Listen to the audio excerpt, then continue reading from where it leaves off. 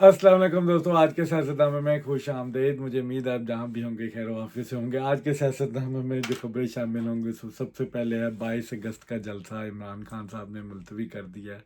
क्या वजूहात थी, सारा बैकग्राउंड में क्या चल रहा था, पीटीआई डीमोरलाइज हो रही है, अगले जलसे का ऐलान हुआ, इस पर बात करेंगे। फैज़ हमीद साहब का जो ट्रायल चल रहा है उसके आफ्टर शॉक्स क्या होंगे, सितंबर में क्या होने जा रहा है। फाइज ईसा साहब ने एक बहुत बड़ा फैसला वापस लिया है, उस पर भी बात करेंगे, मुबारक सानी वाला केस। और पीपल्स पार्टी की नून लीग से एक बड़ी इम्पोर्टेंट मीटिंग हुई है कल, उस पर बात करेंगे, सितंबर में क्या होने जा रहा है। तो सबसे पहले आते हैं 22 अगस्त के जलसे के हवाले से, जिसपे पीटीआई ने ये जलसा इमरान खान साहब के कहने पे किया और पूरी पीटीआई उसके पीछे खड़ी हो गई। अली अमीन गंडापुर साहब ने वीडियो मैसेजेस बनाए कि किसी का बाप भी ये जलसा नहीं रोक सकता। फिर जनाब मरवत साहब ने कहा अगर ये जलसा ना हुआ तो हमें चूड़ियाँ पहन लेनी चाहिए। कारकुन फुल चार्ज था, पंजाब का कारकुन चार्ज नहीं था, केपी का कारकुन चार्ज था, क्रेनें तैयार थीं और उसके बाद कंटेनर रेडी थे, यलगार होनी थी, तरनोल के मुकाम पर ये पानीपत की जंग लड़ी जानी थी और केपी की पूरी मशीनरी यूज़ हो रही थी। अली अमीन गंडापुर रात 10 बजे कह रहे थे कि जलसा हो के रहेगा, किसी का बाप भी नहीं रो सकता। फिर क्या हुआ कि वो बाप दादा बीच में आ गए और उन्होंने जलसा रोक के दिखा दिया।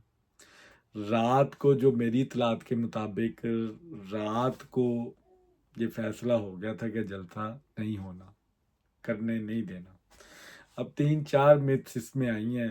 पहले मैं अपनी इतलात बताता हूँ कि रात 3-4 बजे इमरान खान साहब से रब्ता किया गया कि ये जलसा आप कैंसिल करें वरना इसके कॉन्सिक्वेंसेस आपको भुगतने पड़ेंगे। 7:30 बजे सुबह स्वाति साहब को ले जाया जाता है उठा के और मीटिंग करवाई जाती है और मीटिंग के बाद फिर स्वाति साहब बाहर आते हैं और कहते हैं जलसा कैंसिल। लेकिन जो कारकुन है वो अपने अपने इलाकों में एहतजाज करें, जिसकी जो कि कोई भी नहीं सुनता, कहीं पे एहतजाज नहीं हुआ। मरवत साहब जलसे के लिए बाहर आते हैं, फरमाइशी गिरफ्तारियां करवाने की कोशिश करते हैं, ज़बरदस्ती गाड़ी में बैठ जाते हैं, अपनी लोकेशन खुद शेयर करते हैं और फिर थोड़ी देर बाद उनको उतार दिया जाता है क्योंकि वो चाहते थे कि मुझे थोड़ी सी सेविंग मिल जाए। मैं कहूँ कि मैं तो गिरफ्तार हो गया था, मैं क्या करता, तो इसलिए चूड़ियाँ मुझे ना बनाई जाए। बहरहाल इमरान खान साहब की ये पुरानी आदत है कि वो कंफ्यूजन क्रिएट करके रखते हैं। अब जो जो लोग उनसे मिल के आ रहे हैं उनको वो डिफरेंट डिफरेंट स्टोरियाँ बता रहे हैं कि मुझे बाहर बताया गया, हालात ख़राब हैं, मेरे पास चॉइस कोई नहीं थी, मैं क्या करता। मेरे सामने मेरी शिकस्त खुर्दा जो जर्नैल है वो आके खड़े हो गए कि जलसा नहीं होना चाहिए वरना हालात बड़े ख़राब होंगे, हम नहीं चाहते 9 मई जैसा एक और वाक़या हो। स्टैब्लिशमेंट ने फैसला कर लिया था, क्लियर मैसेज था स्टैब्लिशमेंट की तरफ से कि आप आ जाएं, लेकिन अटक का पुल जैसे ही आपने क्रॉस किया ना तो आपकी फिती फिती कर देनी, हमने छोड़ना नहीं, हमने आपकी बचत नहीं होनी। तो चॉइस इज़ योर्स, अगर आपने लड़ना है तो आ जाएं, इल्ला बिस्मिल्लाह आके लड़ते हैं, मुकाबला कर सकते हैं रियासत का तो कर लें। उस पर फिर ये पिघल गए, उस पर ये फिर डर गए और फिर इमरान खान साहब के कंधे पे रख के इन्होंने बंदूक चलाई। अब एक ऑडियो लीक भी आई जनाब अलीमा बाजी की, जिसमें वो एक वर्कर को कह रही कि सोशल मीडिया पे आप ट्रेंड बनाएं कि ये स्वाति जोन्स है ये किसके कहने पे गया है, कि आर्मी का बंदा है, ये किसके कहने पे गया है और ये लोग चाहते नहीं कि इमरान खान साहब बाहर आए। अब मुझे ऐसे लग रहा है जैसे इमरान खान साहब अपनी मर्जी से जेल के अंदर बैठे हैं, उनके ऊपर मुकदमा ही कोई नहीं। इस पे आजम सवाती, मैं ये चीज़ पहले दिन से कह रहा हूँ कि ये तमाम लोग कंप्रोमाइज्ड हैं, ये समझ नहीं आ रही, आपको ये बात माननी पड़ेगी। अब ये ओपोजिशन भी कंट्रोल बाय जीएचक्यू है, इनके अंदर इतनी हिम्मत नहीं है कि ये अपनी मर्जी का जलसा कर लें, इन्होंने हकीकी आज़ादी की लड़ाई लड़नी है। इनको शर्म आनी चाहिए जब ये कहते हैं हमने स्टैब्लिश, हम एंटी स्टैब्लिशमेंट है। आप एंटी स्टैब्लिशमेंट नहीं है, आप प्रो स्टैब्लिशमेंट है। आपके इस जलसा मुलतवी ने ये साबित कर दिया कि आप प्रो स्टैब्लिशमेंट है। आपके अली बिन गंडापुर ने ये साबित कर दिया कि किसी का बाप वाकई जलसा रोक सकता है। मरवत साहब को चाहिए अब, शेर मरवत साहब को, कि वो चूड़ियाँ पहन लें। ये सियासत में बढ़ के नहीं चलती, सियासत में डायलॉग करना पड़ता है। अल्टीमेटली आपको टेबल पे बैठ के बात करनी पड़ेगी, और यही तरीक़ेकार है। आप मारदार से, जलसों से आप किसी को अंडर माइन नहीं कर सकते। पीटीआई के लिए एक बहुत बड़ा सेटबैक था उनका वर्कर डीमोरलाइज। अब अगले जलसे का ऐलान हो गया, जो कि लग रहा है वो भी नहीं होना।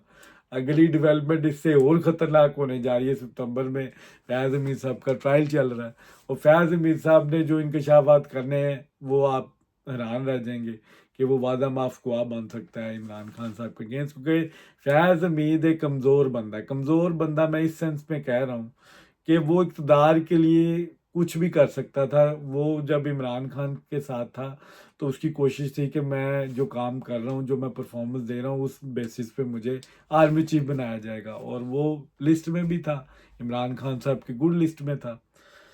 उसके बरक्स उनको बनाया नहीं जाता, और वो जब आसिम मनीर साहब को बनता है तो उसका वो गुस्सा निकालने की कोशिश करते हैं, एक पैरेलल बना देते हैं। और आईएसआई जो कि ऑपरेट कर रही है, जो जजों को भी ऑपरेट कर रही है, मीडिया को भी कर रही है, बाहर सोशल मीडिया को भी कर रही है, और 9 मई में भी उसकी इन्वॉल्वमेंट का जिक्र आ रहा है। तो आर्मी की तो ज़ीरो टॉलरेंस है, उसमें जान छुटनी कोई नहीं है इस मामले में। अगर आर्मी फैज़ अमीर साहब का ट्रायल कर रही है, अपने जर्नैल को कटेरे में खड़ा किया, तो इमरान खान साहब क्या चीज़ है? इमरान खान साहब के अगर बारे में वो कोई गवाही दे दें कि हाँ ये इनके कहने पे इनके साथ प्लान करके, या ये भी इस प्लान में शामिल थे, क्योंकि जो पोस्ट रिटायरमेंट के बाद जो 2 साल होते हैं वो बड़े इंपॉर्टेंट होते हैं। उसमें आपको बड़ी रिस्ट्रिक्ट रहना पड़ता है, क्योंकि आपकी जड़ें होती हैं सिस्टम के अंदर, क्योंकि आप DGISI रहे हैं। उस वजह से इनके ऊपर जो ट्रायल चल 9 मई के इल्ज़ाम भी आ रहे हैं, और ये सब जो डोरे हिलाते थे, पीटीआई को बताते थे कि किस डायरेक्शन में जाना है।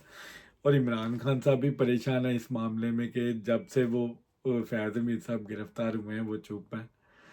अब मामला ख़राब यहाँ पे हो सकता है, मेरी राय के मुताबिक, मेरी इंफॉर्मेशन के मुताबिक, अगर फैज़ अमीद ये कह दे कि इमरान खान साहब भी इन्वॉल्व थे, मिलिट्री ने इमरान खान साहब को अपनी कस्टडी में लेना, फिर मिलिट्री ट्रायल होगा इमरान खान साहब का, फिर बचत नहीं होगी। और ये फिर वो अदालतें नहीं है जहाँ से आप छुट के बाहर आ जाएंगे और बेलें हो जाएंगी। ये वो अदालतें नहीं, अतर मंडला वाली अदालतें नहीं है, हम ख्याल इमरानियत वाली अदालतें नहीं होंगी। और फिर यहाँ पर आपको जो फैसला आपका मेरिट की बुनियाद पे होगा, और आपकी बचत नहीं होगी, और उसको आप चैलेंज नहीं कर सकते। फिर आप सिविल अदालतों में आप चैलेंज नहीं कर सकेंगे। आपकी सोच है आपके साथ क्या हो सकता है। तो इसीलिए उस प्रेशर में ये अंडर प्रेशर हुए में है इस वक्त। इनके हाथ में कुछ नहीं है, जो करना है साइया ने करना है। इमरान खान साहब कुछ नहीं कर सकते। इमरान खान साहब सिर्फ इंतज़ार कर सकते हैं कि मेरे साथ होना क्या। जो जो खबरें आ रही हैं वो तो बड़ी बुरी खबरें हैं इमरान खान साहब के लिए, कि बचत कोई नहीं है। ये हमने अपना जर्नैल नहीं छोड़ा, तो इमरान खान साहब की भी खैर यहाँ पे नहीं होनी। मुश्किल टाइम है इमरान खान साहब की पार्टी के लिए भी। इस वक्त वो प्रो इस्टेब्लिशमेंट साबित हो गए, इसीलिए मौलाना फजलुर रहमान साइड पे जाके बैठ गया। उसको पता चल गया कि यार इनके साथ नहीं चल रहा है, इनके अंदर वन सेइंग है ही नहीं। और इस्टेब्लिशमेंट ठीक खेल रही है, इनके स्टेट पावर को डीमोरलाइज कर रही है। जो कल लोग निकले वो बाइंदा के निकलेंगे। एनओसी दे दिया गया अगले जलसे का 8 सितंबर वाला, मुझे लग रहा है वो भी नहीं होगा, क्योंकि तब हालात और होंगे। पता नहीं उस वक्त पार्टी भी होगी कि नहीं होगी। ये जो लोग डेली पीटीआई के लोग तरीक़े देते थे ना, कि आज आया खान, 14 अगस्त पे आया, 20 पे आया, 22 पर आया, डेली डेट्स दे रहे थे। ये केसेस इसी उसी तेज़ी से फिर इनके ऊपर बन रहे हैं। ठीक है, फिर हम देखते हैं कि कैसे ये बाहर आता है। कभी तोशा खाना का केस आ जाता है, कभी कोई केस आ जाता है। अब 190 मिलियन का जो वो भी केस आप कितनी तेज़ी से आगे बढ़ रहा, उसका स्टे लिया था वो भी उड़ गया। ऑडियो लीक्स का केस सुप्रीम कोर्ट ने उड़ा दिया कि वो भी लेके आए। फैसले अब इमरान खान साहब के हक में नहीं, अदलिया में भी वो सपोर्ट मौजूद नहीं है। और दूसरा ये एनओसी करते हैं, एनओसी की बेसिस पे भी कभी जलसे हुए हैं। पार्टियां बगैर एनओसी के करती हैं, अपने वर्करों के सर पे करती है। और पूरा शो करती है, पावर शो के, ये देखिए हम इस जगह पे खड़े हैं, हम मुकाबला करेंगे। लेकिन इमरान खान साहब की पार्टी वो नहीं कर सकी।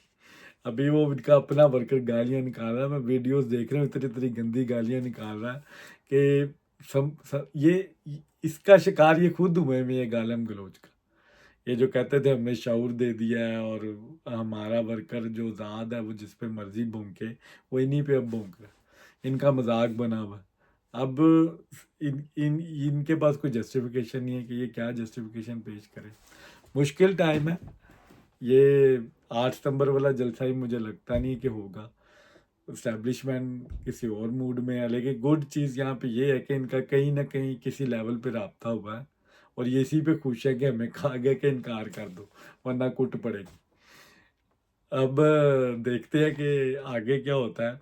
आज की जो दूसरी खबर है वो है मुबारक सानी केस, एक कादियानियों के मुतल्लिक एक केस आया था।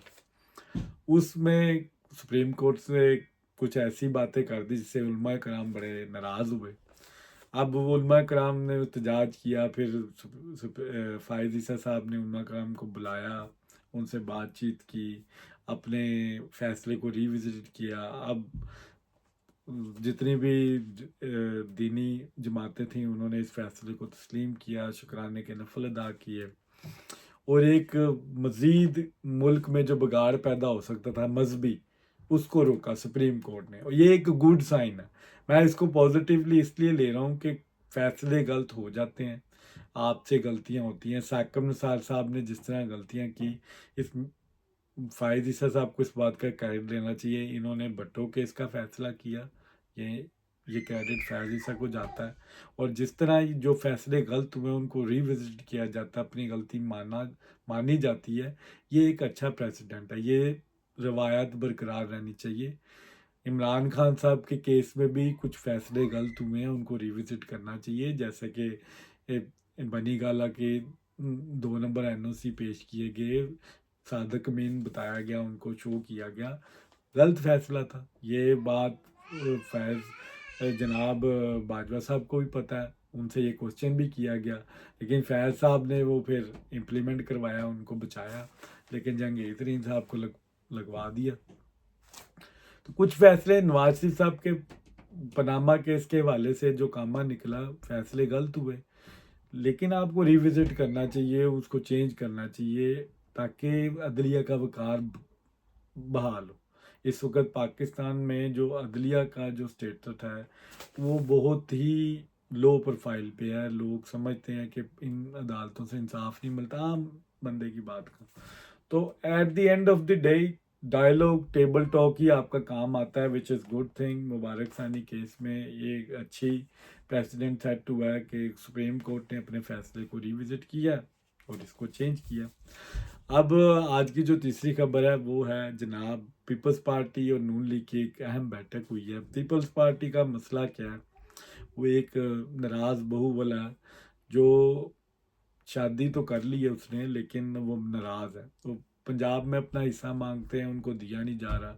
जैसे नून लीग कहती है सिंध में हमारा कोई स्टेक नहीं है, तो पंजाब में आपका कोई स्टेक नहीं है, हम आपको क्यों दें। अब पीपल्स पार्टी लैदा हो भी नहीं सकती क्योंकि उन्होंने गवर्नरशिप ली हुई है, फिर सेनेट चेयरमैन है, और इस तरह की उन्होंने जो सीटें ली हुई हैं कंप्रोमाइज़ करके। जनाब सदर जरदारी साहब पाकिस्तान के सदर बने हुए हैं, तो कुछ ना कुछ तो उनको मिला हुआ। लेकिन अब पीपल्स पार्टी के साथ प्रॉब्लम ये है कि नून लीग की लाइन सेट है आसम मनीर के साथ। आसम मनीर साहब को आपने देखा होगा उलमा मशाइख कॉन्फ्रेंस में भी, यूथ वाली कॉन्फ्रेंस में भी, तो एक बड़ी 1 पेज सेटअप चल रहा है। आसम मनीर और जनाब शहबाज शरीफ, तो बीच में ये भी ट्रेंड आता है फाइजा का भी मिला लें तो एक ट्राइका बन जाए और सिस्टम चले, सिस्टम बेहतरी की तरफ जाए। जो ओ वन गुड थिंग मुझे इस ट्राइके में नज़र आती है, सेटअप में नज़र आती है, कि पाकिस्तान मूव फॉरवर्ड होना चाहिए। पाकिस्तान को स्टेबिलिटी की ज़रूरत है। पाकिस्तान को जो इस वक्त मसाइल हैं उसमें आपको एक होके काम करना पड़ेगा, और इसी 1 पॉइंट एजेंडे पे ये तीनों काम हो रहे हैं, विच इज़ गुड थिंग। अब पीपल्स पार्टी को कन्विंस किया जा रहा है कि एक बिल लाया जाएगा। एक इम्पोर्टेंट खबर दे रहा हूँ, में फ़ाइज़ ईसा साहब को नहीं खाली एक्सटेंशन मिलेगी, तमाम जजेस को 3-3 साल की एक्सटेंशन मिलेगी। जो जितने भी रिटायर्ड होने के करीब होते हैं उनको 3-3 साल की। और गवर्नमेंट के पास नंबर पूरे हैं। पीपल्स पार्टी को अब इस पे चूँकि वो देख रहे हैं सारा सिनेरियो, आर्मी चीफ भी साथ है, तो उनके पास कोई चॉइस नहीं है, उन्होंने भी साथ देना ही देना। तो सितंबर में बड़ी इंपॉर्टेंट डेवलपमेंट होनी है और मुझे लग रहा है कि फ़ाइज़ ईसा साहब को 3 साल मिलेंगे। फ़ाइज़ ईसा साहब को 3 साल नहीं मिलेंगे, जनाब मंसूर अली खान को भी 3 साल मिलेंगे। लेकिन प्रॉब्लम कहाँ पे आएगी, मुनीब अख्तर साहब को 3 साल नहीं मिलेंगे क्योंकि उनका टेन्योर ख़त्म हो जाएगा तब तक। तो उसके ये जो स्पेशल सीट्स का रोला डाला हुआ था कि वो नहीं आ रही, नहीं मिल रही, जिसकी वजह से 2/3 मेजोरिटी नहीं है, तो मुझे वो चांस नहीं लग रहा। मेरी पास तलात है कि गवर्नमेंट बिल लेके आएगी, वो पास भी होगा और फ़ाइज़ ईसा साहब को गवर्नमेंट रखना चाहती है ताकि अदलिया का वक़ार भी बहाल हो। इस्लामाबाद हाई कोर्ट में भी जो जजेस करप्ट हैं उनका मुहासा होगा। मामलात गंभीर हैं, किसी की बचत नहीं होनी, क्योंकि अगर उन्होंने अपना जर्नैल नहीं ना छोड़ा तो उन्होंने छोड़ना किसी को भी नहीं।